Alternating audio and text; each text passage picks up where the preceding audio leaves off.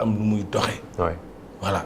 respecter la République. ok noonu la ñuy déggee kon saa fi ne du fi naane ci ñeex. en tout cas daal man képp koo xamante ne da nga bëgg a faagaagal république bi am na ay moyens pour arrêter la. waaw te nag président daal il a l'obligation de défendre la République, d'assurer le fonctionnement régulier des institutions. Et ça, il l'a répété bu ngi ci taxaw. Et loolu man bi may déclarer man ak sama mouvement que dañ koy jàppale loolu la ñu mettroon en avant. voilà ñun xamuñu un président légal un président légitime fële. oui un président dafa war a def une partie de mandat jox kale ou bien en 2029 dafa war a bàyyi keneen ñëw au nom de quoi. Maintenant Kiraay en termes de progrès social parce que tamit xëy na bu ngeen booloo pour défendre les institutions et la République aussi ce qu'on attend derrière c'est aussi la politique la vision le positionnement stratégique de Kiraay c'est quoi pour le Sénégal pour ñu génn ci guute yi nga xamante ne tamit ñu ngi ci tamit ça monsieur Sène je pense que c'est important de parler de ça. Merci. Nous avons le problème de la dette ak yeneen problèmes sociaux yoo xamante ne mi ngi fi te Sénégalais yi aujourd'hui ils sont pris entre deux feux jàppal Diomaye indil Sonko. bon am na un faux débat boo xam ne bëgg naa ci wax d'ailleurs. je vous remercie de me donner l'occasion d'en parler. damay dégg quoi y compris même par la presse ñu ne gars yi taluñu dara président talul dara politique la tal mais lan mooy politique. dites-nous. lan mooy politique nañ dem ci sens originel de la politique dans la Grèce antique. mais vous n'allez pas nous faire un cours non quand même. si vous n'allez pas nous faire un cours. non. vous n'allez pas nous faire un cours quand même. bu ñu mënee politique politicienne d'accord. oui. mais qu'un président de la République veuille se doter d'un appareil politique pour conserver son pouvoir pour gouverner je crois que loolu y a rien de plus légitime. que pour conserver son pouvoir mais est-ce que là man c'est ça d'ailleurs le sens de ma question est-ce que vous voulez vous construisez un appareil politique mais pour et le peuple dans tout ça ñoom lan lañ ci xaar. waaw mais laissez-moi terminer. Allez-y.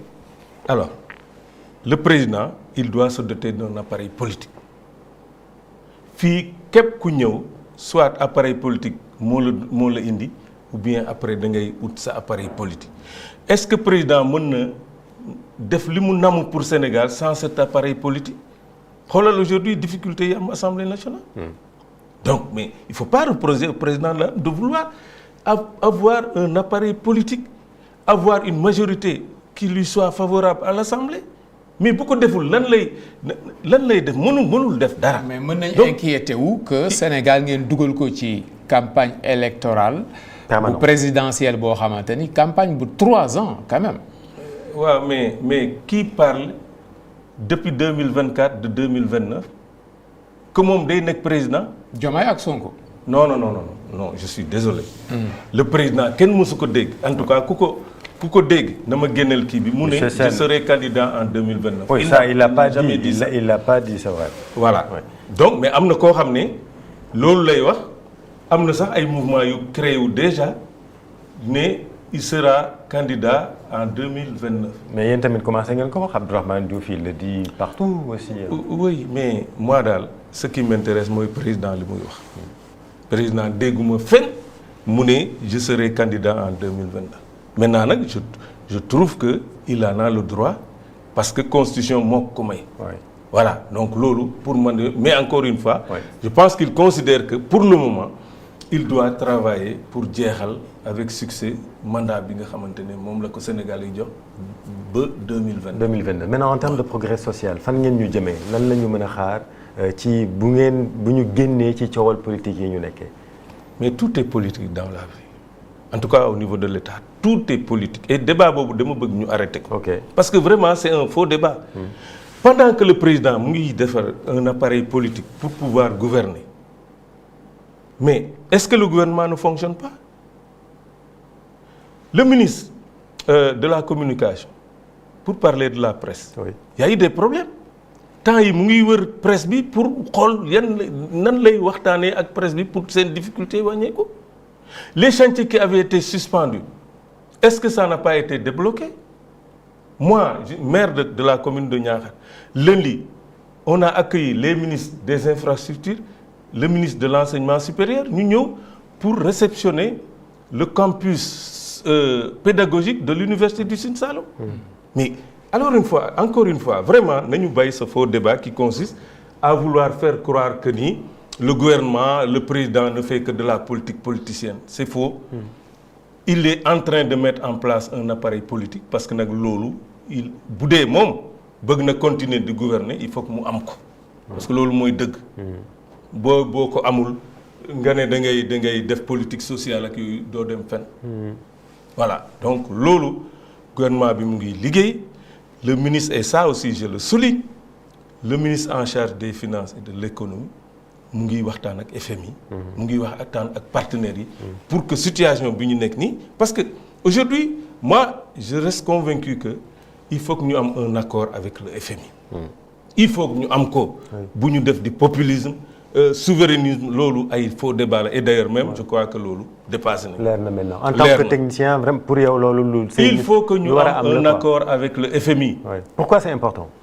mais c'est important parce que loolu mooy garantie pour que tous les bailleurs de fonds tous les partenaires techniques et financiers du Sénégal mën a ñëw amul rapport bu génn récemment ne investissement bi dafa daan. mais oui. L'absence d'accord avec le FMI mooy expliquer loolu en partie. donc et ça le président l'a dit il faut que ñu génn ci solution bi. ci situation bi pardon. oui am un accord situation bi mën a débloquer wu les bourses de sécurité. familiale oui. bloqué boo ñëwee ne bon du ma def accord ak FMI. ah les filets sociaux. le FERA ak leneen ak waaw. mais fan ngay jëm. mais moi je pense que. li ki doon défendre loolu dafa bëggoon échec u président de la République parce que nag Chérif bu fekkente ne man ak yow dañuy xëccoo dara nga ne danga may jàppale est-ce que danga may jàppale réellement pour que li ñuy xëccoo man ak yow ou bien chaise bi ma toog bu dee yow moom nga soxla ne nag danga may jàppale ma teg la pour nga est-ce que yow danga may jàppale objectivement doo ko def. et l'ancien premier ministre man li ma gëm mooy comme ne moom nee na en 2029 il sera candidat objectivement pour man mënul liggéeyal président de la République. moom li mu bëggoon mooy président échoué. même s'il a contribué à 80% on va dire à le fameux joxoñ li ñuy wax joxoñ loolu tamit lu kenn mënta bañ la. bon man mënuma xam ndax 80 amul sondage bu wone loolu. moi je me veux scientifique. amul benn sondage bu ne kii bi Sonko a contribué à. telle hauteur factuellement oui. mais génne monsieur. li ma gis daal mooy. mooy les Sénégalais en avaient assez du régime de Macky Sall ah dama gëm ne ku ñu tegoon foofu en 2024. mën nga gagner. Amadou Ba mais qu'est-ce qui explique son résultat mooy loolu à un moment donné même les gens considéraient que Amadou Ba ak Macky yëpp benn la. ok kon daal yow da nga jàpp ne Sonko frein la woon ci régime mu Diomaye. loolu moo doon blocage loolu la objectivement de ci acte yi mu posé. loolu laa gis parce que booy fragiliser un président de la République dem di wax dette publique dette cachée pardon. mais dans tous les états am na yoo xam ne mais dañ koy gérer. quand bu amee changement dañ koy gérer mais boo ñëwee déclaration publique nga ne dette cachée de tant de milliards. Mais voilà.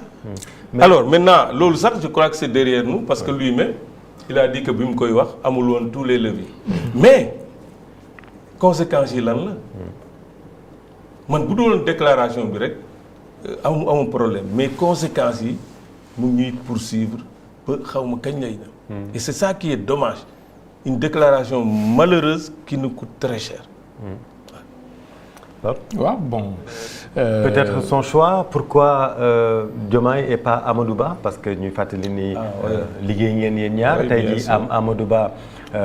nekkoon donc le Premier ministre yow nga nekk DAGE bi nekk un engagé soutenir ko tamit ci dans le cadre de la coalition Benno Bokk Yaakaar en